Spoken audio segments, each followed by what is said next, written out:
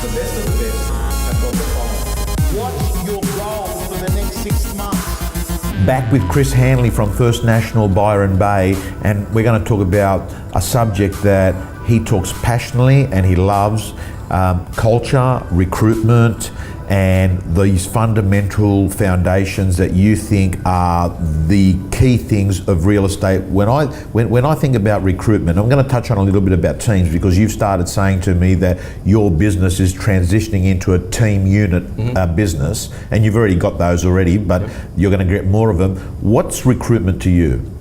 Recruitment's finding good people. It's also a process. We recruit in a different way, not a better way. We take a long view of recruitment, not a short view. So most of the people who would join our company on any level do a number of things. They have multiple interviews with significant team members. They do adult work experience, and I commend anyone out there who really wants to work out whether someone fits with the values and your culture, is bring them in for a while, pay them, and let them work in your company for a few days. I love that concept. Yeah. So what, 3-4 days? Yeah. Sometimes it's a week, sometimes it's a couple of weeks. Yeah, and you pay them. And by doing that, you let them know that they're there on a trial, but it's better for them. Because a lot of people want to get into real estate, but once they get into an office and they have a look around and they've come from a different background, it's totally not what they thought it was. Yeah. And you and I both know. Yeah. Everyone, it's like going and starting a restaurant up because you've eaten at a lot of restaurants, so you therefore think you know food. Yeah. It's the same in real estate. So we bring them in, even if they're trainees and they're 18 years old, we bring them in. If they're 45 years old and want to move into a new industry, we bring them in and they do adult work experience. That's the second thing. The third thing is we ask a lot of questions of them during the recruitment process, and what we're trying to do is work out a couple of simple things. Whether they got a good motor, because at the end of the day, grit, resilience, not giving up, one foot in front of the other, is the single most important characteristic in a person, not a skill, it's a characteristic. And if you can find people that have that characteristic and that character trait, and they're good human beings, and you can move them into your business, you can train them. But you can't, on the other hand, find someone, a salesman for example, and then make them into a good person. Right. It doesn't work. So that's what we do. So you're hiring for a good human being that has got grit, perseverance, and then you train for skill, and that you believe that the model that is regularly used is the opposite, where you don't look at those qualities and you just think this person's got the gift of the gab, they sound all right, they're going to do okay, they come in, they don't do this work experience program, none of it works out. So that all makes sense. I'm also curious, you know, you've always had a big thing about females being underestimated or underrated in the real estate circle. Biggest untapped resource in the real estate industry are women. Sometimes I go and do some coaching in different cities, and I'll have a room with 60, 70 people, and there's just a few females in there. The reason I think that is the case is that they are perfectly suited to our industry, but not to our training and coaching methods.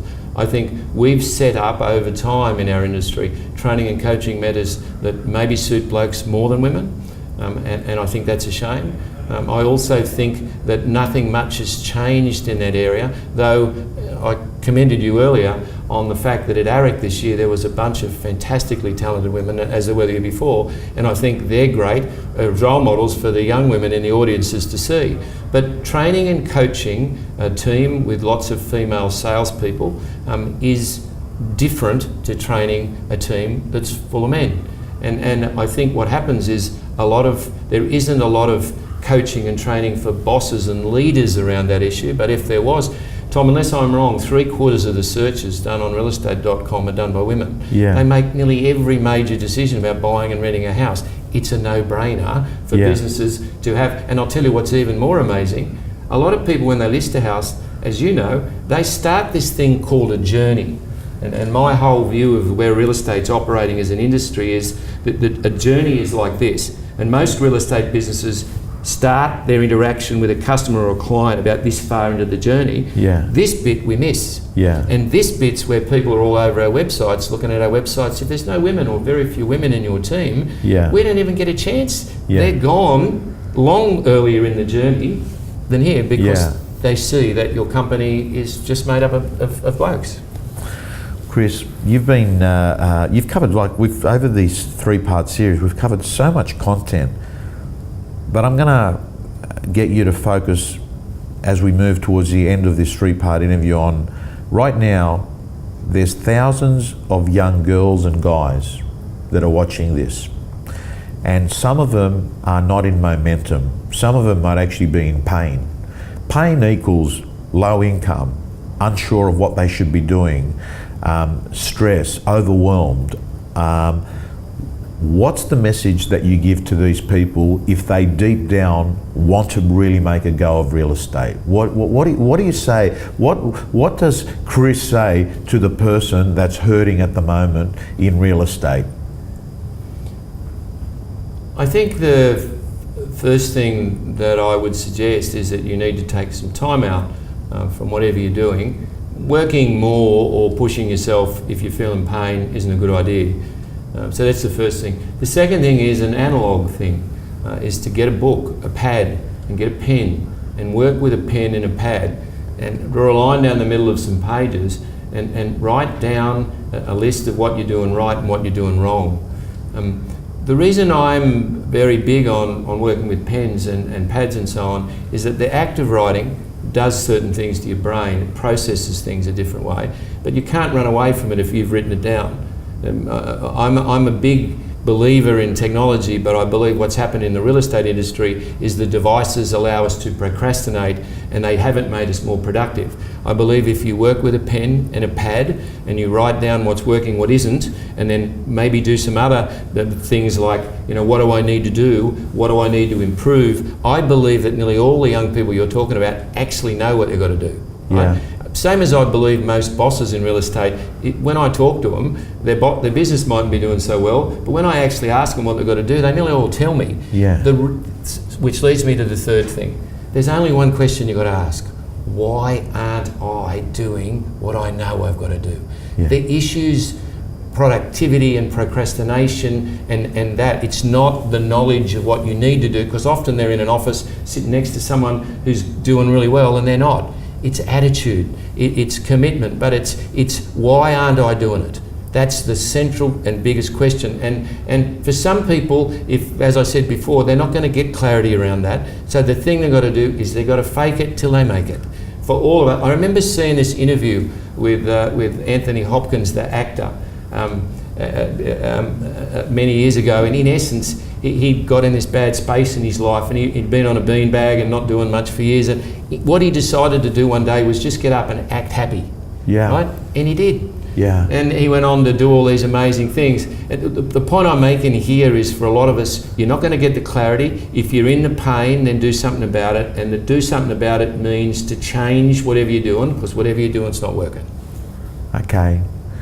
That is very sound, logical, good advice. Do your thinking on paper, because I think when you take things out of your head, Chris, and you put them on paper, you're creating space. And I think that it's in that space where you get a solution. It is. Because when you're immersed in the problem in your head, it's a bit like being in a picture. When you're in the frame, you can't actually look at the picture. Correct. And I think journaling, or doing, the strategic consultants do that, Chris. Strategic consultant sits down with someone and takes their thoughts and puts it on paper, because they get a clear picture of what it is, and it's a bit of a self-diagnosis. And you said you've got to work out, why is it I'm not doing what I'm doing? Correct. Steve Jobs, two quick stories about Steve Jobs. He wouldn't let his kids have iPads or iPhones at the tables in their house. And the second thing he did, which I've always remembered, is before he did a presentation, and he was the greatest salesman the world's ever seen, he worked in analog with a pen. He used to sit down and draw all of his presentations using a pen. Now, if that man who's given us those devices, with his kids and with that, there's something in there. The working of the pen isn't what people think. The working of the pen does something to your mind. It's like the difference between a device and a book. A book is there to focus your thoughts, and it calms you at your core. Yeah. You sit down and read a book. I'm not talking about a book in a device. I'm talking about a book made out of paper.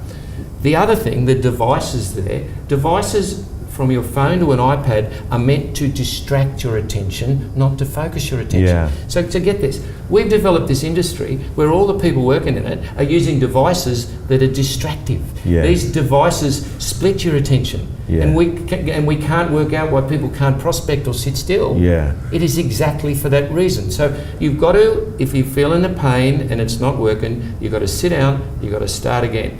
And you've got to focus on why aren't I doing what I know I've got to do. Sound advice from Chris Hanley, the addiction to distraction. That's what we've had. Chris, it's been fantastic. We've been beautifully distracted by you. Your knowledge and taking it out and putting it on video for everyone to see has been invaluable. Thank you so much. You're a good man, Tom. Nice to talk. Heaps of learning there, but as I say, ideas without execution are delusions. It's what you do after the video that really matters.